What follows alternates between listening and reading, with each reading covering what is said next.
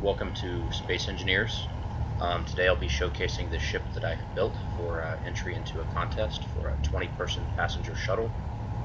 The ship is a small ship. It's all small ship blocks, no modifications at all. It does hold 20 passengers. As you can see, it is currently docked with the red ship. There's a proof of concept. The ship is capable of docking with other ships. It loads through the bow. I'll show you the interior after I pull it away from the red ship. So the concept of this ship is kind of looks like a camel with the big hump on the top. So I'm calling it the Dromedary.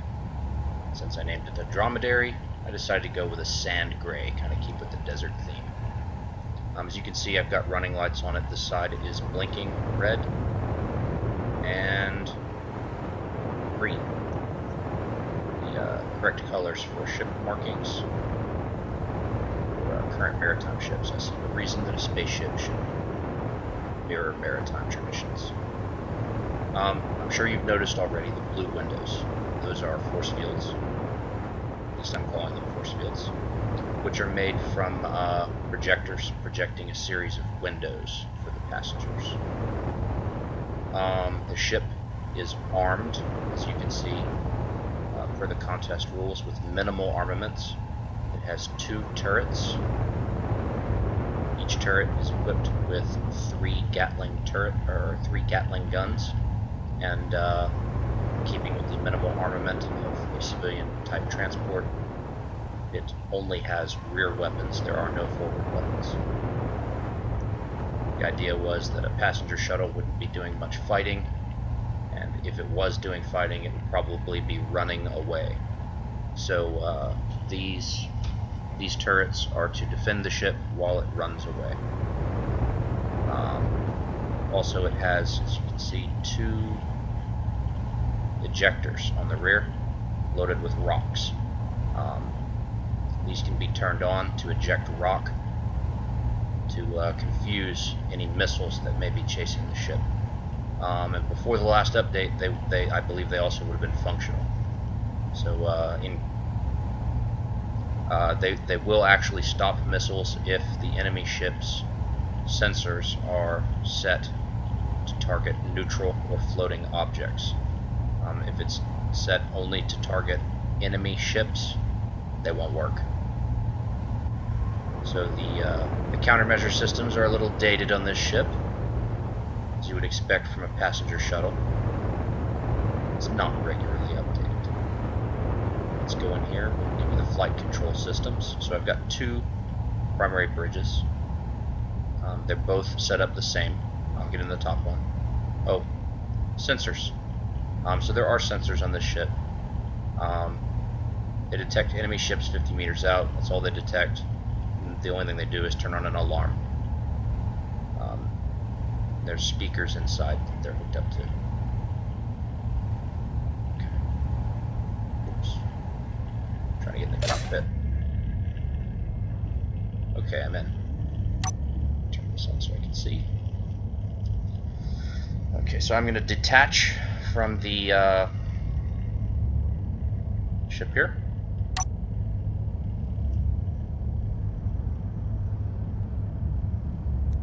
Whoops, just locked. Let's unlock.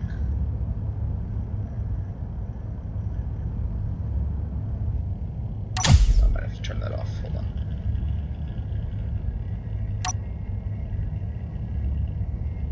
Sorry.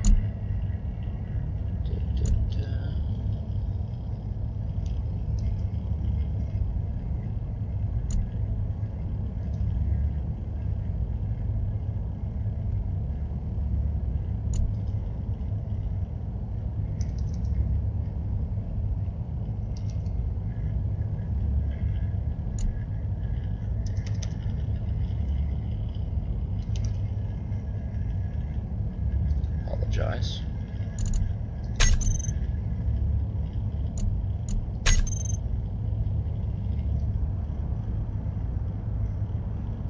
We're free.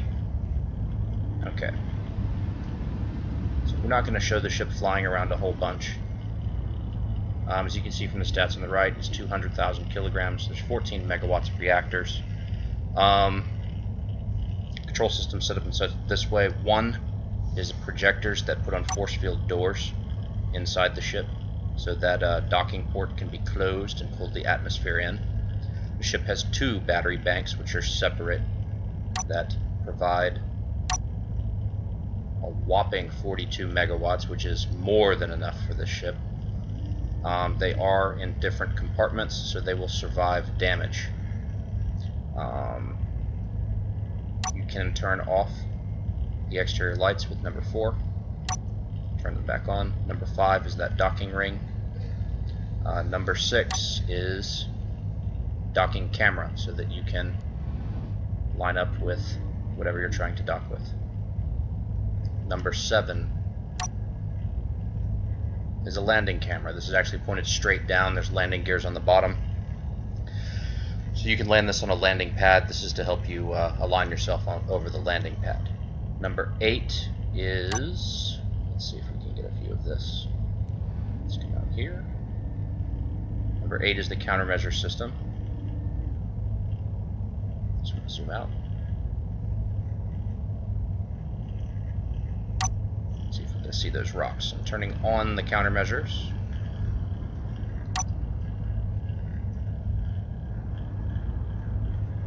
Should be chucking rock out. Are they empty?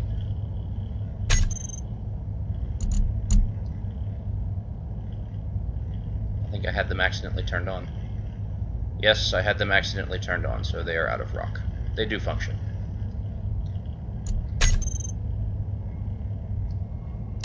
Okay, and last but not least, we have a pair of emergency beacons. So if the ship is attacked, you can turn the beacons on and it sends out a distress signal so that other ships can find you and know where you are and help you, hopefully. Alright, so at the outside of the ship, the last thing we need to showcase is the gunner's chair.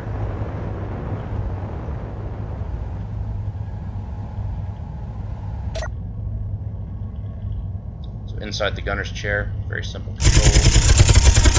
Away, fire, cannons. If the enemy ship is overtaking us and starting to come up on us from the rear a little bit, change the direction of the turrets somewhat. They do turn in tandem, so you set up to fire them as a group.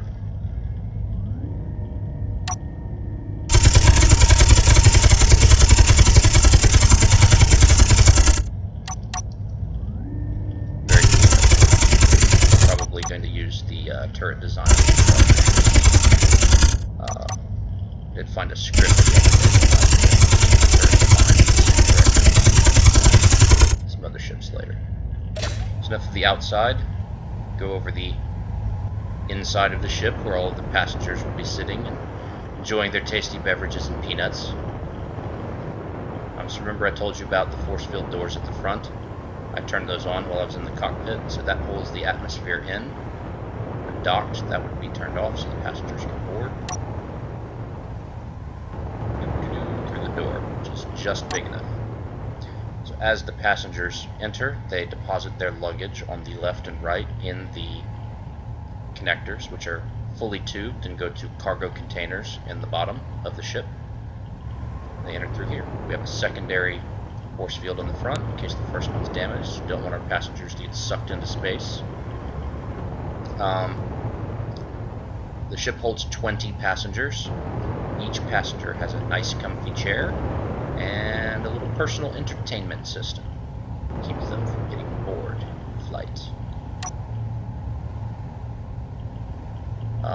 Inside the ship, it's separated into 2 compartments, 10 passengers in each.